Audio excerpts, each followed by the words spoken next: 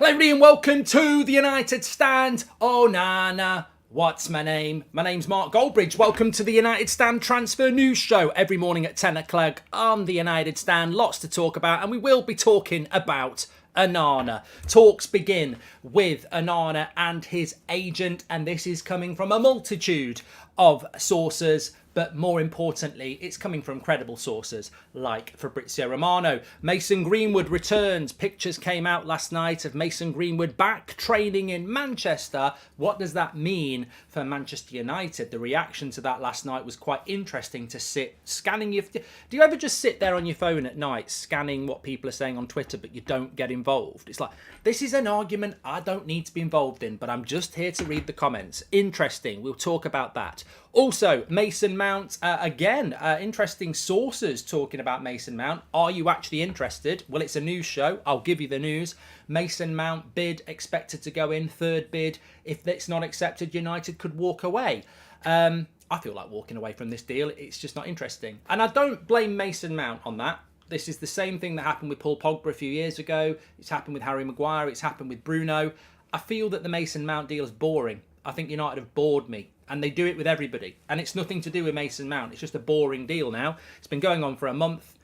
Boring. You know, and we're arguing over a couple of million again. It's boring. It's a boring deal. It should have been done ages ago. Get him holding up the shirt and move on to better targets. But we'll talk about that as well. Lots to get into. Also, the latest on the David De Gea situation. Interesting reports that he's very close to renewing. I don't know what that's all about, but we will fly into it. Club changes mind on transfer plans so much. No wonder other clubs know they can mess with us and overcharge us. It seriously sends a wrong message, says Nick James. Well, we spoke about that on the show last night, didn't we? That's what's happening with United. They keep changing their mind constantly and it leads to chaos. But look, let's hit this straight on. Onana. Look, I just want to say this as well. This is a news show, so obviously I don't want to get lost in opinion. That's more for an 8 o'clock show. But, observing, I read a lot. I do read a lot. I read a lot of articles, I read a lot of books, and I read a lot of social media. And that's just what I've been doing for years. And I don't always comment on social media. In fact, I'm probably on social media replying a lot less than I did a few years ago. But I do read a lot. And I was reading last night about how people were saying, oh, Goldbridge, if we get Onana, he's going to be crying. I'm like, no, I'm not. Like, I've actually always been a big fan of Onana. I was talking about Onana in the Champions League final. I had no idea he was going to come to United. He's a box office goalkeeper. If he'd gone to Chelsea, I'd watch Chelsea. If he went to Newcastle, I'd watch Newcastle. If he comes to Man United, happy days, because I watch United anyway. So, look, Onana is a box office keeper. I'm not going to sit here and say, I don't want him. I'm going to start a hate group against him because I love David De Gea. Obviously, I do love David De Gea. I'm very loyal. And I know some of you are as well. We're in the minority, but that's what we are. And I'm loyal to David De Gea and I want him to stay.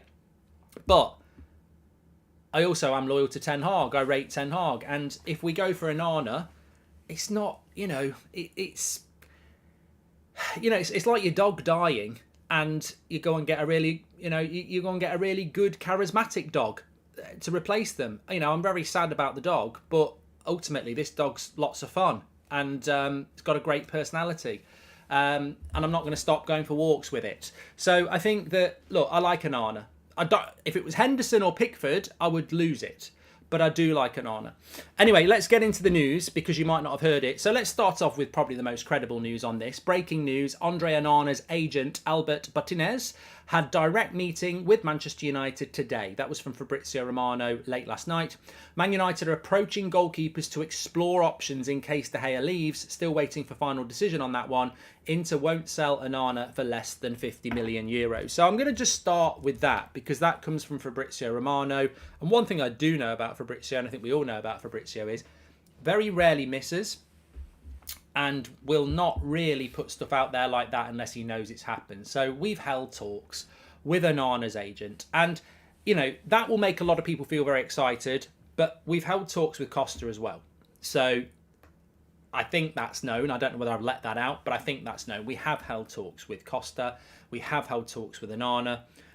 We may well have held talks with Pickford's agent. I don't know. But we've definitely held talks with Onana, as we know. We've definitely held talks with Costa. We haven't held talks with Inter or Sporting Lisbon yet. And that could be problematic. But like Fabrizio says, we are speaking to goalkeepers to see what their willingness is to come. And this is very clever. And we can ridicule United all you like, but we have done a lot of this over the last few months. We have spoken to Rasmus Højlund. We've spoken to Ramos at Benfica. We've spoken to Kane. We've spoken to Rice. We've spoken to Rabiot. We're speaking to Onana. We're monitoring FC, but we have spoken to a lot of agents, a lot of representatives to find out whether they'd be interested in coming to United. Now, officially, this is tapping up, and you shouldn't do it, but it goes on. Inter Milan can't moan about us tapping up Onana when they're probably doing the same to other clubs in Serie A themselves. It just goes on. And also, clubs are powerful these days, so why would they report United for tapping up Onana when they just say, we won't sell him unless you give us 60 million anyway. So Man United are talking to players, and they're talking to players because this goalkeeper situation is just weird. Biggest hagglers, the Glazers or Wenger or Levy, says Perth. And Greenwood equals no striker. Show interest. FC is annoying. We sit and stare at targets and let other teams buy them and walk by saying we weren't interested, says Farhan. Well, we'll talk about Greenwood in a moment, but let's just stick on Onana for now. So we've held talks with Onana. He would be interested in coming to Manchester United. Eric Ten Hag's a big fan of his. He also likes Costa. But the issue will be Inter and Sporting Lisbon, Porto, will say we want 50 million euros. And that will be where United have to get jiggy with it. Dean Henderson, you could use the money from that, I suppose. Yavin, welcome to Members Club. But look, I think with the goalkeeper situation at the moment, there's a lot of reason to be excited if you want a change of goalkeeper. My personal stance on this, the Goldbridge hunch, I don't see how we could. I don't see a way back from this for De Gea, if I'm being absolutely honest. I think the way that the club have treated him, forget what the fans think. I don't see a way back for De Gea. I think surely your professional pride kicks in and you go fuck you, because. They put a contract on the table, he's ready to sign it, and then they go, actually, we might take that away from you. I'm not going to repeat this. I said it on Twitter this morning. I don't know what we are as a football club anymore. I don't know what football is anymore. Gundogan has left Man City. He's not getting a good buy, is he? Because he wants to just run his contract down. So maybe this is just what football's become now, a little bit mercenary. Players go to the MLS, they go to China, they go to Saudi Arabia, they go to Man City, they go to Newcastle. Maybe they'll come to United if we get Qatari ownership. It's very transient, isn't it? It's about where the money is. But I think that's sad.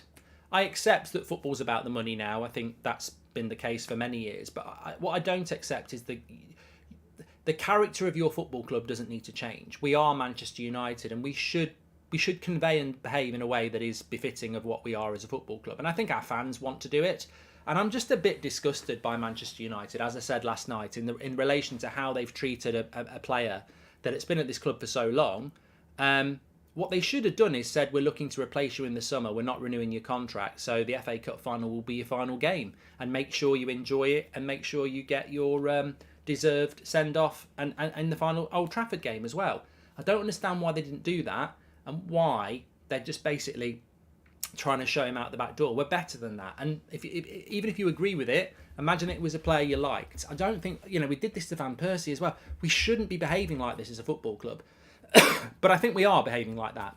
And that's why I don't think there will be a way back. So I suspect that David De Gea will leave. I think he'll probably go to Saudi Arabia, but I think he will leave. And I think that if he does leave, you've got to go and get Onana. You have to go and get that deal done. So my concern around the goalkeeper at the moment is not whether... And look, there was an Italian report this morning saying that United are close to a renewal for David De Gea, but are still looking at Onana. Which, can I just say, out of all the scenarios, and I don't know what you think about this. Welcome to Members Club's James Price.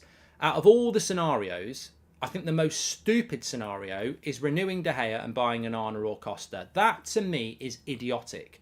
Because De Gea will still be on about 200 grand a week. He's not going to go from 350 grand a week to 100, is he? You should not be paying a reserve goalkeeper any more than 100 grand a week. In fact, you shouldn't be paying him that much. We can't keep De Gea and get Onana. That's just stupid. You don't do that with goalkeepers. You have one number one and one who's really the reserve. And your number one plays every bloody week. So we cannot renew De Gea and keep Onana. That to me would be idiotic, and I'll call it out as idiotic. You don't do that. Do you think Brian Kidd saw what was coming, says Kyle? That's a very deep question. Would Inter or Porto take Henderson, says Ramo? Well, we don't need that. You know, that Dean Henderson can go to Forest. So, look, my hunch is De Gea will leave. We need to make sure we get Onana if that happens. We cannot renew De Gea and buy a goalkeeper like Onana. That's idiotic. It's a waste of money. We're trying to reduce the wage bill. Dean Henderson was on 140k a week. That was stupid enough. You know, paying De Gea 180, 200 grand a week to be the reserve goalkeeper is bloody ridiculous. So, yeah, ultimately, this goalkeeper situation is probably the most confusing situation at the moment. Mikel Roach has just gifted a membership. You're a legend. But we are in talks for Onana. We have held talks with Costa's representatives. And United are looking at goalkeepers if De Gea goes. There's a hidden story here that doesn't make a lot of sense, but ultimately I think we'll find out what's going on in the next week or so. So let's wait and see. I like Onana. What I will say about Onana, and you can clip this, I guarantee you, whoever the new goalkeeper is, it will not be smooth sailing. There'll be people who at some point next year go, we should have kept De Gea. Because Onana will make mistakes. The way he plays, and Costa, the way they play, they will make mistakes.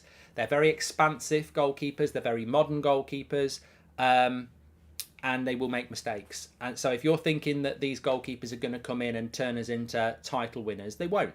They won't. Not on their own. They'll make us play differently with the ball at their feet, but they will make mistakes and they will put your heart in your mouth at times. That's the way Ten Hag wants to play. That's the way we should go. But I'm just telling you now, this is not going to be flawless. This is not going to be perfect. There will be teething problems. That will naturally happen, but that doesn't mean we shouldn't do it. Good morning, Mark. How are you? This summer is ruining my holiday. Our transfer market's going down the toilet, deeper than the Titanic. God save this football club, says Danny Doritos. Thank you very much for your super chat, Danny. Just a reminder as well, by the way, we've got a few people get involved in the members section. Couple of weeks ago, we put part 1 of the Dublin live show up on the channel. Part 2 goes up this afternoon. So that's the second half. It's another 45 minutes exclusively on the members section. You'll get to see the second half of the Dublin live show. Really, really good. If you've not seen the first half, it's still there on the members section. Part 2 goes up today, so check it out. Could be Barthez all over again, says Shane. Look, contrary to idiots, I will not back a new Man United player. Regardless of what happens with De Gea, if we bring a new goalkeeper in, I will back them. Even if it's Jordan Pickford, I will absolutely detest it, and I know it will fail, but I will still hope it works. But if it's Onana, as SK says, Onana will be box office, but this is the Premier League. I'd expect some of the pressers to catch him out, says SK. Look, I watched Onana. Last time I watched Onana was the Champions League final. I loved it because I'm not an Inter Milan fan and I loved the way he played. But I tell you what, my heart was in my mouth a few times. Like some of the passes he plays, some of the delays he takes. And it all worked. It all worked. But look, at the end of the day, you take those risks, you will get caught out sometimes. He's good enough to get out of most of those situations. It'd be a very different way. And I think we do need to progress to that way of playing. So, look, I loved Ronaldo. I loved Ronaldo. If Ronaldo left and Messi came, I wouldn't go, well, I hate Messi because, you know, Messi's brilliant. And it's the same. I love De Gea. If Onana comes in, I actually really like this player. So I'm not going to be like, I just think we could have handled it better as a football club, but we could have handled a lot of things better. Do we need a better number 2 if we get Onana, especially with the African Cup of Nations this season? Well, that's a great point, James, and that's why I love this community, because you've just made an absolute legend contribution. Onana, and I don't know how the African Cup of Nations works anymore, but Onana could be playing in the African Cup of Nations, but then again, does he still play for his national team because he got sent home in the World Cup? I don't know. Onana retired from international football. So yeah, so you know, Lee's right. It's a great point, but let's not forget he left in the World Cup. So could he come back into it international? If he's retired, he's not going to play in the African Nations Cup. If he goes back and plays in the African Nations Cup, then you're missing your goalkeeper for 3 or 4 games in January. You can't just put Tom Heaton in. So it would be a factor if he was still playing international football. Arts Football, thank you for gifting a sub. Also, Ashir's gifted 5 memberships as well. When we get Highland, Mount, Onana before pre-season, it would be good result in a chaotic way, says Dej. So I want to talk about Mason Greenwood's return. A lot of people saying that Onana's retired. Doesn't mean he can't come back if there's a new manager, though, does it? Enjoy the show, guys, says Ashir.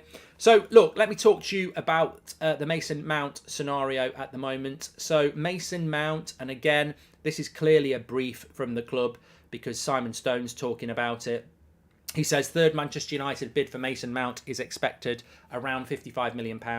Club are set to walk away from the deal if Chelsea don't accept. With a year left, United do not believe a 70 million valuation is realistic. That's coming in from Simon Stone. Fabrizio Romano, 10 minutes before that, Man United are set to submit their third official bid in excess of 55 million for Mason Mount. Sources feel this is going to be the final proposal after 2 bids rejected in the recent weeks.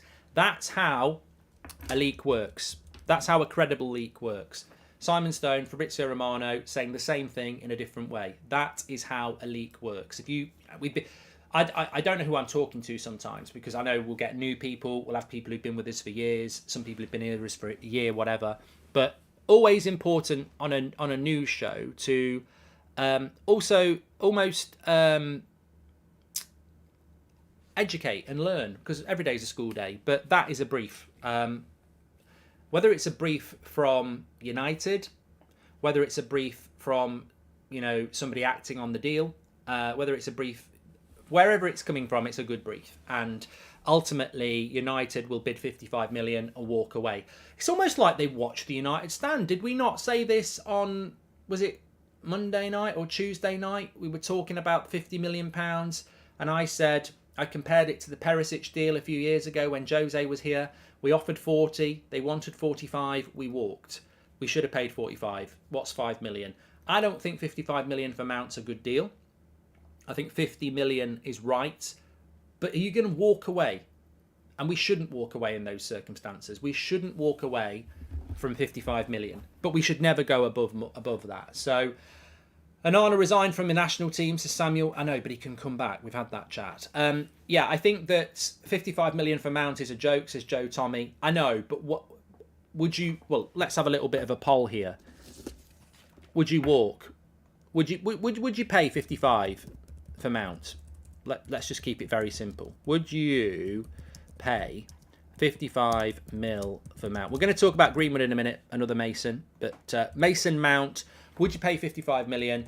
This is coming in from really good sources. Simon Stone, Fabrizio Romano, United set to put their final bid in of £55 million for Mason Mount. I think this deal gets done now. I really do. I think it's a good deal for Chelsea. He doesn't want to stay. He's a reluctant player.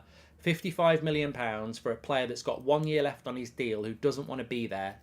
Take the money. It's a good deal for Chelsea. I don't normally say that. That's a good deal for Chelsea. Is it a good deal for United? It's a reasonable deal. He's still under 25. He's had and been Chelsea's Player of the Year twice in the last few years.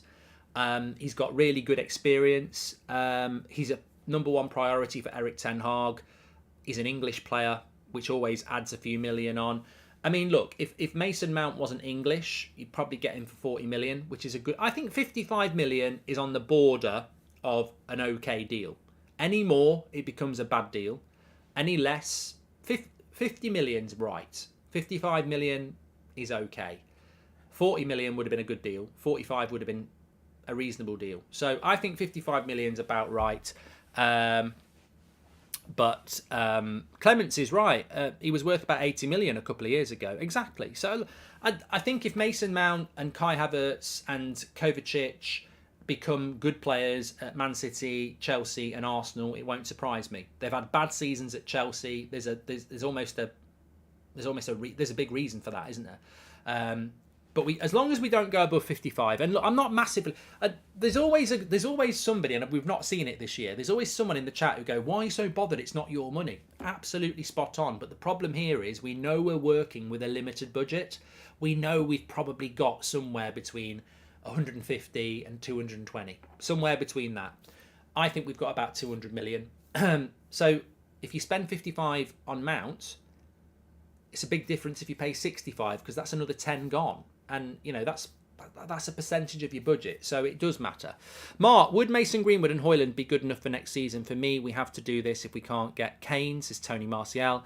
And I assume that after Mount and Onana, our remaining business will be Højlund, Rabiot and the centre-backs, says FIFA Crazy. Yeah? Well, it'll be a striker, Rabiot and a centre-back, yes, if we get Mount and a goalkeeper. And you know, 71% of you say you would pay £55 million for Mount, and I've got to say, I agree. I'm glad that you agree with that. Our negotiations team is 100% celebrating for 20 day every time they try and buy a player, says Danny Doritos. And I can see Chelsea rejecting 55 plus 5, says David. Well, of course, 55 plus add-ons could well be a factor here. But look, Mason Mount, I think that deal's going to happen. I put Mason Mount in the 90% club a few weeks ago, didn't I? If anyone can remember. So the 90% club could be back thriving here. If once Mason Mount's done, I think I might throw Højlund in there because remember that deal's hotter than the sun. Yeah, and I don't think it does any damage for Manchester United to say that they will walk away to Chelsea because I don't think anyone else is going to come in. And also, I feel that United are in a strong position there with Mason Mount. Let's talk about Mason Greenwood. So I'm only voting yes. Sorry, what's this? HTD says, I'm only voting yes for Mount to get this done with. It's not because I think it's worth it, to be honest. Just want this saga done with, says HTD. Thank you very much, mate. And 100 million for Mount and Onana combined is not that bad considering the United tax and what we paid for Maguire, Sancho and Anthony and Lukaku, says Rambi. Mate, you know what? I wasn't going to mention this, but being as you've put a contribution in the back of my head, when I said I'd pay £55 million for Mount and nothing more, it did make me think, we all think this, don't we? But how the hell did we pay £80 million for Harry Maguire 4 years ago? Like, I know COVID happened, but where were transfer prices going before COVID? £80 million for Harry Maguire. And yet, you don't go anywhere near that now. No one goes near that now. It's almost like that was the transfer where everybody went, okay, this is a joke now. That's not even funny. That's fraud. We're making football look stupid. Because nobody goes near £80 million now, do they? They don't. So look, that is a positive. And I know Mason Mount's got a year left on his contract, but even Spurs, with the Premier League's best striker, bar Haaland, won't ask for much more than £80 million for Harry Kane with 1 year left on his deal. That was the point where things got stupid, and United really £80 million for Harry Maguire. It's got to go down as one of the worst ever transfers in Premier League history, surely. I mean, it's definitely in the top 5. £80 million for Harry Maguire. It's not Maguire's fault, by the way. This is not, Harry Maguire's a centre back who plays football. But yeah, ridiculous. Let's talk about. Sahil says you agreed with it at the time, mate. Like, I don't know why people have such a problem with this. I've always said this. I will always try to back a Man United signing, because if you don't, who are you? How can you say you support a football club if you hate a signing from day one? You've got, even if you don't like it, you've got to. I mean, Lukaku, I didn't like it, but I was terrified about his first touch. But I was like, hopefully this will work. I trust Mourinho, etc.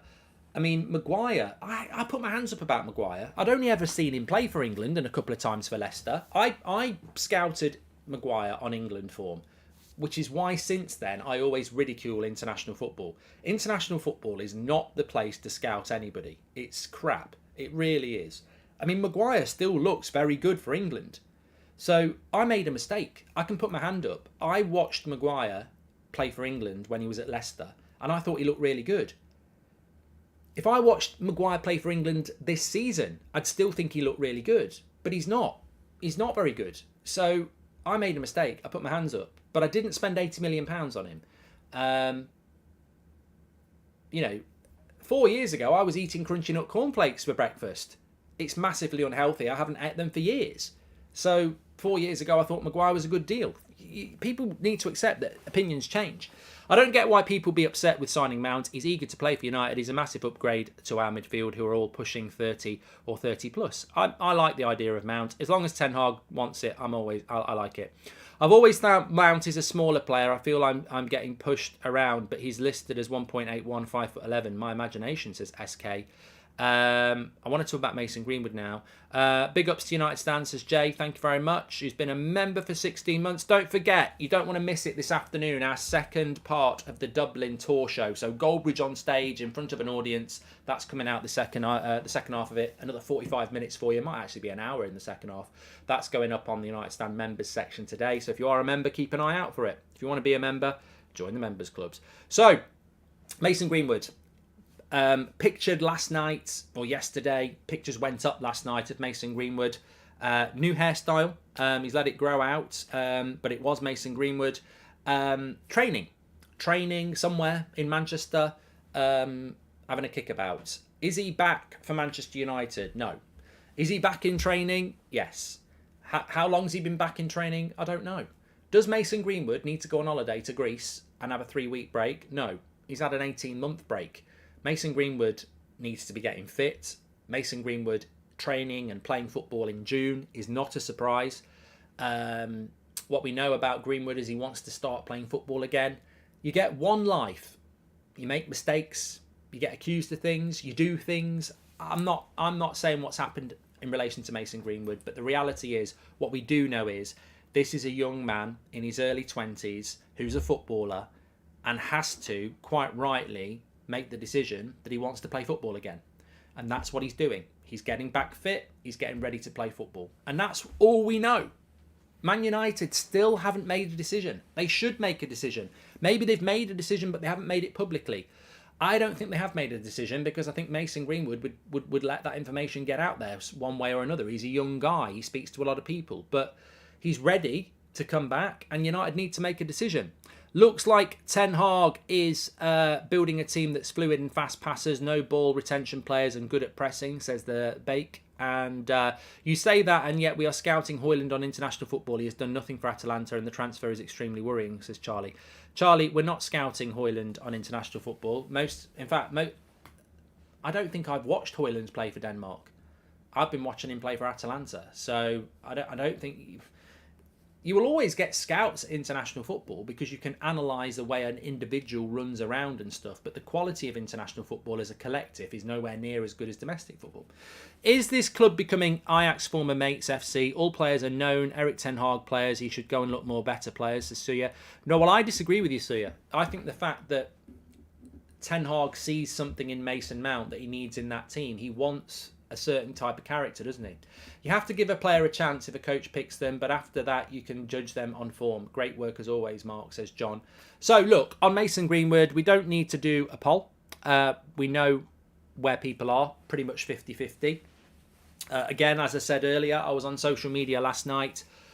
Some people I follow, respect, absolutely appalled by the response to some people saying Starboy's back and all this. Obviously, a lot of people really excited about it. Greenwood's back, etc. It's just interesting to observe. It's interesting to observe because there are people that want him back and there are people that desperately don't want him back, and they're Man United fans. And I respect that. I haven't actually really thought about this yet, because the easiest way for me to deal with this is because it is divisive. It is what I call a stress maker. It's not like, shall I have cornflakes or shall I have porridge? This is a big thing with potential moral issues, etc. And, you know, sometimes maybe it's experience. Hopefully some of you younger people have this stance already. I've learnt it over my life.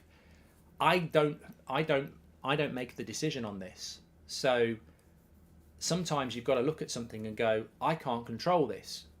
I probably have a preference, but I can't control this. So I will not react until the people in control make a decision.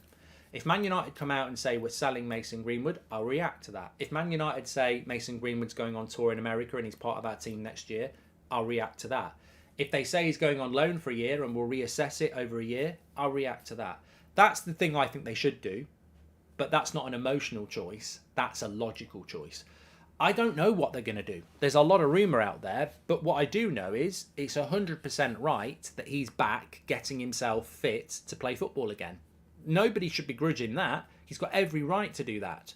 Who decides to give him the opportunity to put on a shirt, that's their choice. And they will face the media, I suppose, and everybody else on that decision.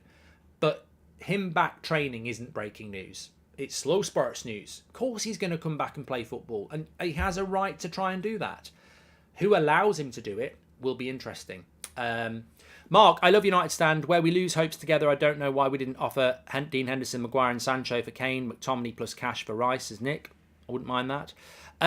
But look, my non-emotional thought process on this, and it's only a week since, and look, Frankie says move on charges have been dropped. It's not that easy, mate. You can't. You're not God, if you believe in that. You're not the ruler. You're not the judge. You don't tell everybody what to think. That's your lesson in life. You don't tell anybody what to think. So you think that, well done. I'm not going to disrespect it, but people will reply with, "I've seen the pictures. I've seen the recordings. You know, she wouldn't go to court, so the police had to drop it." There'll be all sorts of people saying stuff like that. You can't dictate to people what they think. And people can't dictate to you what you should think. You know, that's the great thing about what we've built. That's the great thing about what society's meant to be. Everybody can form an opinion and not everybody will agree. Taking the emotion out of it, this is just my 2 pennies worth. And I've said it before. And trust me, you don't need to feel like you're not being listened to, because we've spoken about, I think we're one of the few communities, we'll be one of the few ones that put Greenwood in the title today. We're one of the few communities that reacted to it straight away. We're one of the few communities, even on tour, I brought it up on tour every show. We're not scared of talking about things. What I will say is, for me, and I don't care if people agree or not, for me, I would send him out on loan for a year. I wouldn't get rid of him. I wouldn't take him on tour. I'd put him out on loan for a year in another country. And the reason I would do that is football and mental health. Football, I don't know how good he's going to be after 18 months. I also don't know how my squad's going to react to it. I don't know how impactful it's going to be having all that media attention on the team, especially after last season. There are so many ingredients in this decision for me. We've got a new sale. We've got a team that performed well last year. We had a lot of upheaval last year.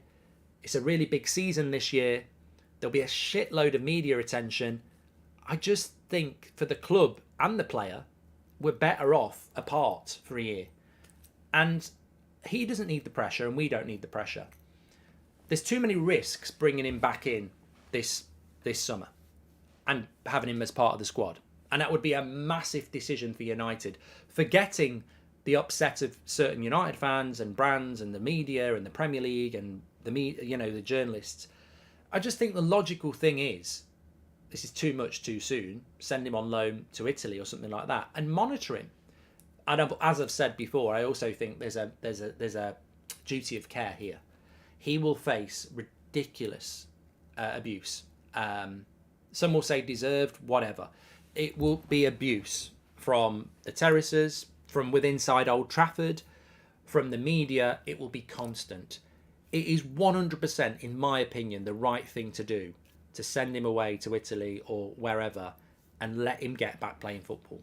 Because out of sight, out of mind. And if he's scoring goals and doing well out of the way, he's got a much better chance of coming back to Manchester United next summer. And I think that's the way United need to do it. But what they do need to do is they need to make a decision quickly. Speaking of international football, I was watching the under-21 Euros. A few players that stood out were Kone, Cherki and Nonto from Leeds. All good players, HTD.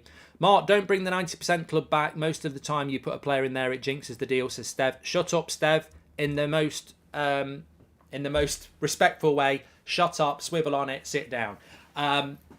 Look, I put Mason Mount in the 90% club and it's going to happen. So the 90% club is back. It's back and it's doing well. No, look, I don't like putting anybody in the 90% club. Have we missed out on selling Fred to Fulham, says Nick? Not as far as I'm aware. look, I actually, I think that Fred could be sold to Saudi Arabia. Like, I know Fulham want him, but I know we've got a lot of people who watch the United Stand all over the world, from, you know, from Swindon to Seattle, from Delhi to Derby, and from Stoke to Saudi Arabia. And if there is anybody in Saudi Arabia that is watching, that knows people involved in the Saudi League, I'm not even joking, £200 million for Maguire will be the best deal you ever do. I was joking. I'm serious though this time. Fred for 30 million is a brilliant deal. And I think Fred would be brilliant for the Saudi Arabian League. He's always smiling. He's a great character. And you need that. So look, I think if Fred doesn't go to Fulham, I think Saudi Arabia for Fred would be a great deal for everybody involved. And I'm not joking. I think Fred, you look at the players that are going out there, Brozovic, Ziyech, Koulibaly, Mendy, Ronaldo's already there, Benzema's there. I think Fred would be perfect for that league. Absolutely perfect. Plays with a smile on his face. 30 million quid. I know it's not club related, but should the club consider if whether his other half might not want to take a newborn abroad for a year, says Glennie. I don't think that's for the club to consider, Glennie, to be honest. Feels like ideal transfers would be Onana, Højlund, Mount, Rice and defenders. Should just be affordable with sales. Then look at Kane in January, says Sam. And hi Mark, you rock. Have a smashing day, lad, says Peacock. Well, I'm looking forward to the Friday night show. It's always a good show. Look, how would you feel about Manchester United if this was to be their summer transfer window, right? Onana, the Monaco centre-back, Rabiot, Mount, Højlund. So you get a striker, you get two midfielders, you get your centre-back, and you get your ball-playing goalkeeper. I would probably give that a 6, maybe a 7, because... But the interesting thing about that is if you break it down, Onana gives you the ball-playing goalkeeper, which is apparently going to make us win the league. You know, so many hipsters tell us that a ball-playing goalkeeper is going to transform us completely. Apparently, a ball-playing goalkeeper is going to make Harry Maguire a viable option in a high line. Why? Is Onana going to walk up... Before the game, is Onana going to walk up to Harry Maguire and put a jetpack on him? You know, on his trainers? Maguire's still bloody slow. Still turns like a bloody lorry. He needs a meep thing. But Onana allows us to play the ball-playing thing. Another centre-back gives us cover. Rabiot and Mount give us more cover in the midfield because you've still got Casemiro, Eriksen and Bruno. And Højlund gives us a striker option. So, although I don't think it's a massively inspiring summer transfer window, potentially it could low-key be an improvement because the players that you're getting rid of aren't really first teamers anyway. We're not losing a first teamer, are we? Apart from David De Gea, which people are happy to do. And all those players could actually make... Look, Onana makes us play differently. Another centre-back makes us play differently if they're, you know, capable of replacing Varane. Rabiot gives us an option if Casemiro's suspended, but also, you know, can play next to Casemiro away from home against the bigger teams. Mason Mount gives us more tenacity and movement in the number 8 position and can play number 10 as well. And Højlund gives us a striker option. I mean, obviously, it's not as good as getting Kane, Mount, Rice, Kim Min-jae, but you still cover the areas. Tom Matthews, welcome to the Members Club. Thank you very much. Apparently, there's been a tweet coming in from Fabrizio Romano, and it's in relation to Mason Mount. Let me just get this for you. Batman was released 34 years ago today. Very good film. Michael Keaton.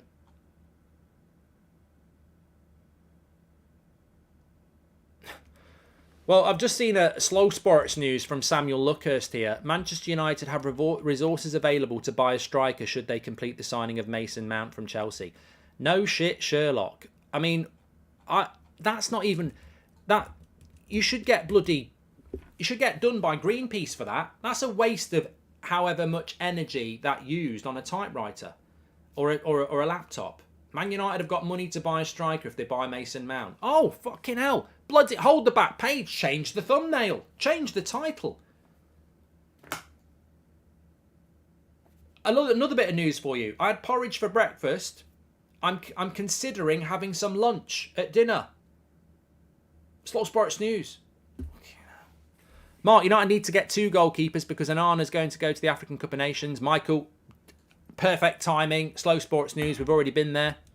I'm just trying to see what this Fabrizio. What are you saying to me, Fabrizio? What do we got? She had a huge ass. Great line from Heat. Ahmad.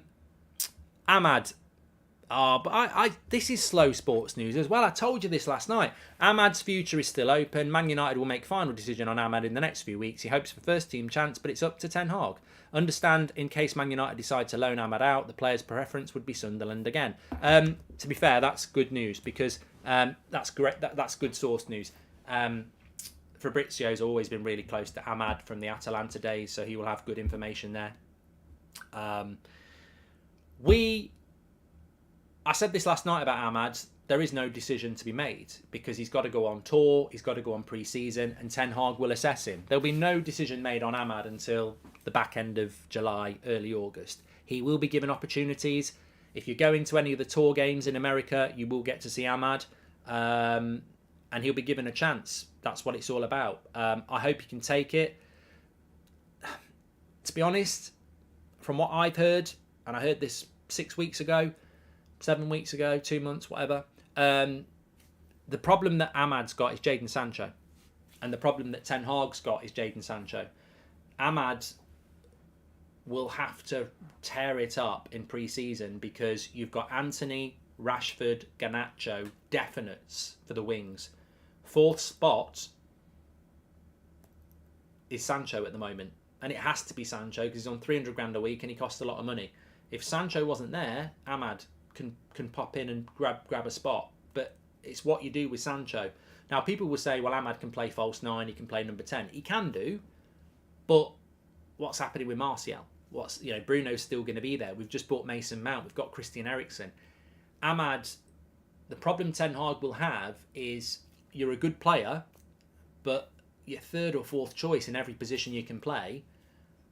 We need to create space for Ahmad if he's going to stay. And Ten Hag might go, if I had the space, you would be in, but I don't want to keep you and just, sometimes you won't even be on the bench. So unless he tears it up ridiculously, I still think he can come in and do really well. And Ten Hag will say, I like you, but it's better for you if you go on loan to a Premier League club for a year, which it might well be.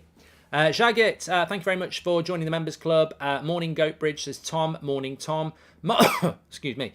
Mark, could you please call my friend Marky from Bakersfield at Pratt? He's a Scouser and my best mate. Wouldn't James Ward-Prowse be a better signing than Mason Mount, says Roger? You ruined it, Roger. Mason Mount is better than James Ward-Prowse. There ain't no doubt about that. Any news on the takeover? Apart from hilarious news, Jamie, who does our website, sent me something this morning, and it was hilarious. It was some guy on TikTok who's older than me, which is fine, and he's talking about the deal's been done for a couple of weeks. The reason they've kept it quiet is some bullshit, and I'm like, the interaction on it, the fact that people will believe these, never fails to amaze me how complete and utter liars can prosper in the summer. People will believe anything if it fits what they want to believe. And there's no reason to believe anything because actually, from 5 years ago, every journalist has figured out you've got to be active. You've got to be active in the summer transfer window. And they've got sources, so you don't need to believe these chances. The bottom line on the sale is there is no deal done. It's not being kept back because Qatar like Tuesdays. It's not being kept back because Sir Jim won months ago. It's just not been agreed. This is one of the biggest sports deals in history. And people are acting like they've got the inside line on a transfer. You've got no inside line. There is no inside line. There are favourites. There are people who think they'll win. But as of now, this very minute, there is no winner. The Glazers have not decided, and there is no winner, there is no exclusivity, and the door is open for bids to keep coming in. That's where we're at with this deal. That's where we've been for probably 6 months. There is no progression on United announcing a new owner. And when there is, it will not be announced.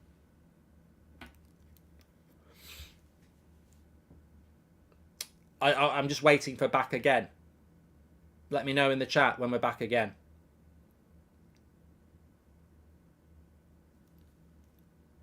Refresh. We're back. Okay. Onana stats are worse in every aspect with De Gea accepting possession, says Sia. And currently in Seville, Hoto is the same as Man United users. Swear we saw Wan-Bissaka in reception yesterday. We have history loaning to Sevilla. Coincidence, says David. We're not sending Wan-Bissaka to Sevilla. Not a chance. Is that going to happen? David, not going to happen. This is from the Manchester Evening News as well. Despite ongoing uncertainty over Man United's ownership, the club are proceeding irrespective of the outcome due to financial fair play regulations that has left United operating on a tight budget again. Oh my God. You know what? I'm getting tired of this now. Right at the end of the show, you're going to get a Goldbridge rant. I've seen The Athletic. I've seen Manchester Evening News constantly talking about United's restricted budget because of financial fair play. Can people start calling this out, and can people start educating themselves in the media? You are being played like a bloody guitar, and not guitar that we want to buy the club. I mean Oasis rhythm guitar. You clearly have got no idea what you're talking about, and you're falling into the trap. Man United's restricted budget because of financial fair play is absolute propaganda nonsense. It's nonsense, and you're falling for it because you don't understand it. Media outlets should not be putting that out there, and if they're putting it out there, they should scrutinise it, because that's what journalism is. You cannot keep putting out, like you have done for the last few months, United are operating on a restricted budget because of financial fair play. It's a smokescreen, lads. It's a smokescreen. The Glazers are putting out there because they want the fans to think we can't spend much because of financial fair play. We can't spend much because of the bloody Glazers. Look at Chelsea. They are spending ridiculous money, and financial fair play exists. But they're doing it because they are manipulating financial fair play. Financial fair play is a bloody myth. It's like Harry Potter. It doesn't exist. It's a joke. They're using it as an excuse to make us think we can't spend much money. It's a myth. It's not true. They can use financial fair play as a reason not to spend money, but they're the reason we can't spend money. You can destroy financial fair play and spend loads of money by selling lots of players. Chelsea would have been in trouble. They've just spent over £500 million in a year. They haven't got the money under financial fair play to do it again this summer, unless they sell a load of players. They're going to sell about £250 million worth of players. Financial fair play is revenue against transfer spend and wages, and that gap. United's gap is thin. Chelsea's gap was thin. Chelsea sell players, bigger amount that you can spend. United using financial fair play as a reason not to be able to spend money this summer is a nonsense. Man City have won a treble with 115 charges. Financial fair play doesn't actually properly kick in for 2 years. And financial fair play is very easy to get around when you've got the revenue of Manchester United if you sell the shit. The reason we're screwed is not because of financial fair play. It's because we're owned by the Glazers and we've got a crap recruitment team who can't sell. If you were in charge of Man United, financial fair play would not even be a mention, because you would get rid of players and create revenue to spend money. But it's so lazy. It's so bloody lazy. I understand why United put it out there, because it's a smokescreen. But it's lazy from journalists to just acknowledge, oh, they can't spend much because of financial fair play. Scrutinise it. Bloody scrutinise it. If United... So you're telling me, if we sell £200 million worth of players, we've still got a restricted budget? Bullshit. If our budget is £100 million because of financial fair play, and we sell £200 million worth of players, our budget's not £100 million anymore. It's north of 250. So how is financial fair play restricting us? We're restricting ourselves and using financial fair play as the reason. If we sell £200 million worth of players, we can spend that on players. It's as simple as that. No, it won't be exactly 200 million, but you certainly won't.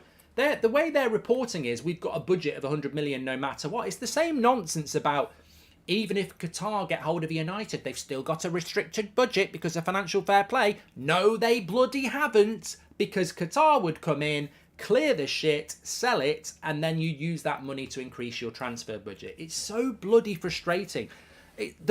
We're not living in the 80s anymore. Internet exists. People are educated. You can't just put a lie out there and people swallow it like a fish. It's a joke. It really winds me up. It really winds me up. Anyway, look, we'll end on that one. And yeah, let's see what today brings. I think Mason Mount signs in the next few days. Let's see. I think we'll get to the bottom of the goalkeeper situation in the next few days as well. United don't buy players, they purchase assets to amortise against debt clearance, says PQ. I will calm down, but we're just the fan community. The reporting on this it winds me up, because it's almost like dictatorship reporting. It's like they're trying to, indoctrinate fans on this myth that we can't spend any money this year because of financial fair play, and everybody's part of it. That's not journalism. That's a dictatorship. Journalism should be seeking out the truth, challenging. We seem to be the only ones who bloody do it. Shouldn't be like that. Anyway, take care, everyone. I'll speak to you in a bit.